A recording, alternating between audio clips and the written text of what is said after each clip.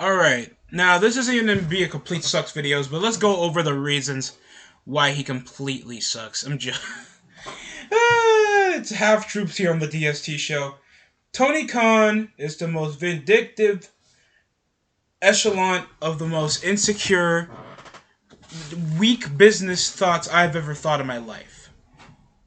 Look, over the half-baked, half-hearted insults on WWE, snuffing out their mid-card talent, then taking and then always smudging out other indie businesses out of profit. Even their partnerships with the Forbidden Door, trying to bring more exclusivity into more of the feds, they don't profit attendance wise, publicity wise, all because they trend like 2 days on Twitter means it is no mainstream a priority.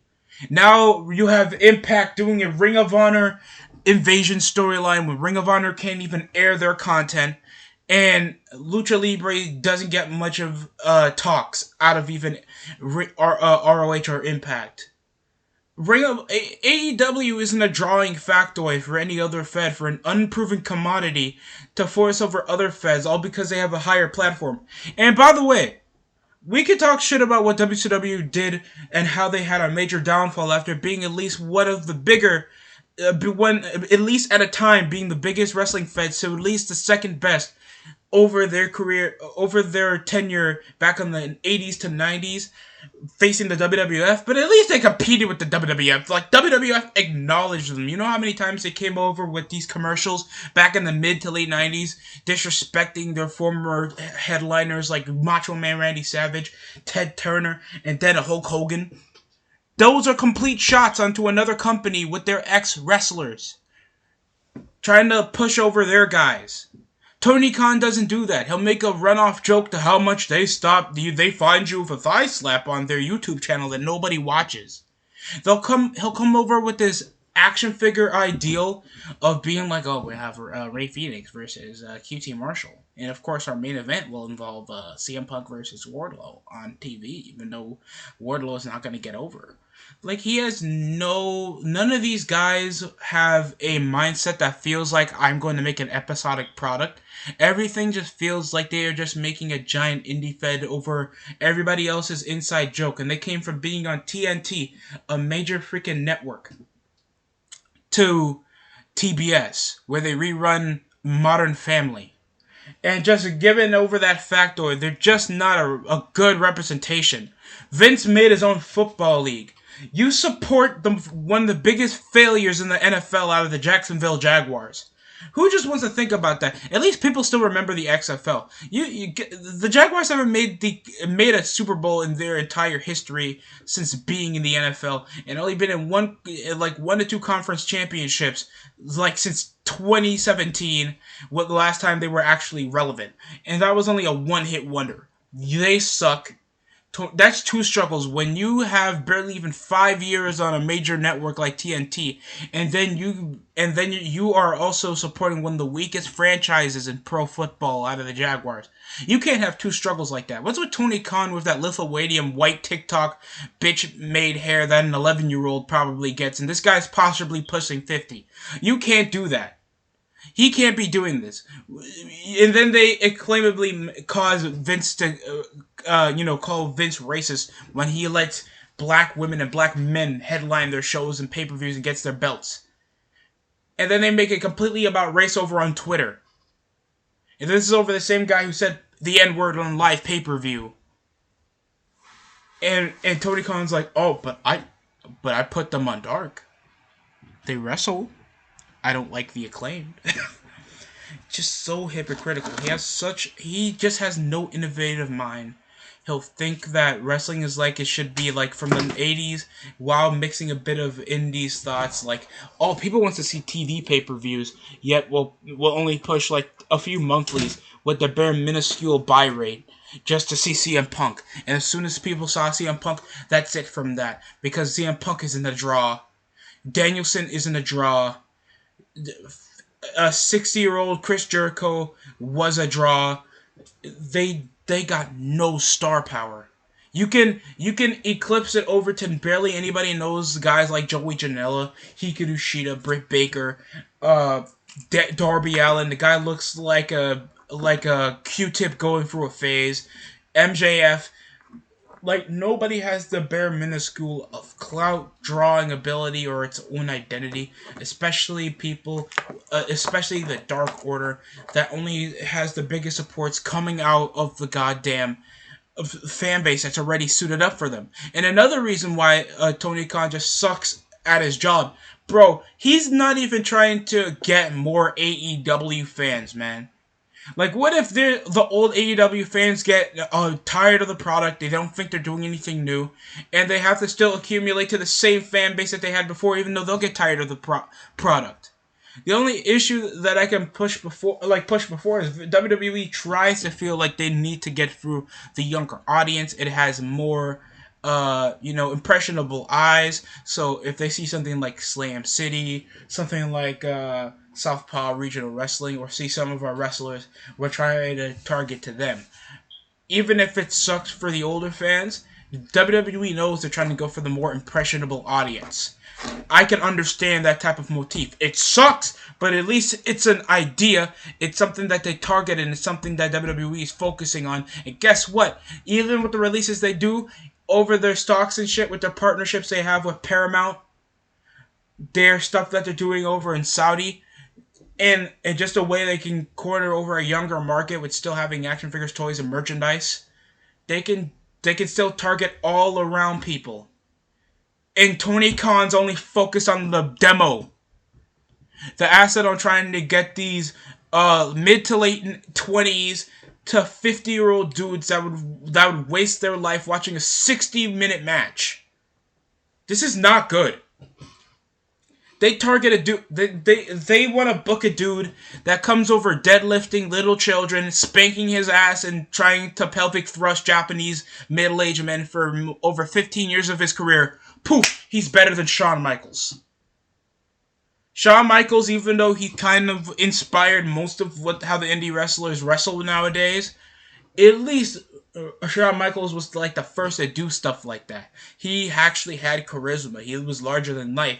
Many women were attracted to him, and he always pulled off a good showcase. And he was part of what Kenny Omega and the other jobbers try to influence today out of the Bullet Club that was made out of D-Generation X. The Click, still doing that Too Sweet sign, even though you're not even associated with the guys who actually got that popular to begin with. It's depressing. And Tony Khan just never understands what makes it feel like I need to compete with stuff that's in my level. You're trying to compete with WWE's worst, ratings-wise, in 20 years. They were averaging at least 10 years ago, back in 2010 or 2012, at least up to near 3 million, and the total audience is under 2. And you can't even garner the same ratings that you did in your premiere on TNT with a 1.5, for a 1.1. This is sad. And the way you just try to benunks and try to shit talk a company that you're not even better than, it's sad to me. It's sad to your fans, and it's sad to the people that want to be your fans, because it just feels like you're a belittling asswipe that can't even take its own criticism or even take its own failures. Like, you see the shit that they do to Botchamania and coming over disrespecting his channel when it's actually plugging your wrestling anyway. So why block it all because you see a tree of woe into a Canadian destroyer, and somebody breaks their neck. And people say, wrestling's better than it was 20 years ago. I don't remember Booker T suffering CTE or a broken arm or several months repeatedly out of action from majority of my time watching him. And that was 02 to 08 when I was watching him over from WWE to TNA. I don't see a lot of injuries out that. And he's wrestled in the chamber matches, Hell in a Cell. I think I've seen him in one Money in the Bank. And these are matches that could end your career if you're not experienced or disciplined in it. You see these guys do a regular match, and they'll repeatedly do a spot into the apron or a neck breaker or a DDT with no psychology, and they end up breaking their neck. And Tony Khan's okay with this. He said there's no reason to have a training facility because he got dark. It's another televised shows where people gotta prove themselves. That's not a good way for people to expand their craft. That makes no goddamn sense. Even Impact got like at least I forgot what it's called. Something Guts. It's like a ripoff Tough Enough.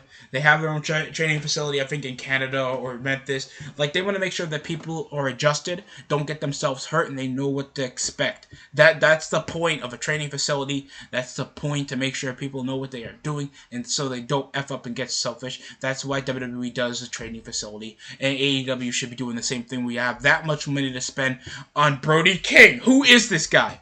Stop with these surprise mid-carders that nobody ever heard of. Oh, like, you'll turn the lights off for Brody King. Oh my god, it's Bobby Fish. Oh god, it's Kyle O'Reilly. I'm sorry, who? No disrespect. Obviously, I watch it. I watch a bit of NXT, so I know some of the guys who come up here. But most of these guys barely even smidged half a decade in the main roster, or don't even have that much big time mainstream appeal to expect such a high octane surprise when they're not even top stars in their own degree. That makes no sense to me. So let's just like understand that Tony Khan is marking out for these minor league jobbers, can't profit over his own promotion when he has the platform to, and he just has no innovative ideas. He's like, he makes AEW feel like TNA from back in the day, when they just feel like, or any other wrestling fed. Tony Khan sells his product like any other indie fed. Oh, we got Japanese strong style, we have lucha libre, we have high flying, technical wrestling. You think no other show does that? What makes you so special?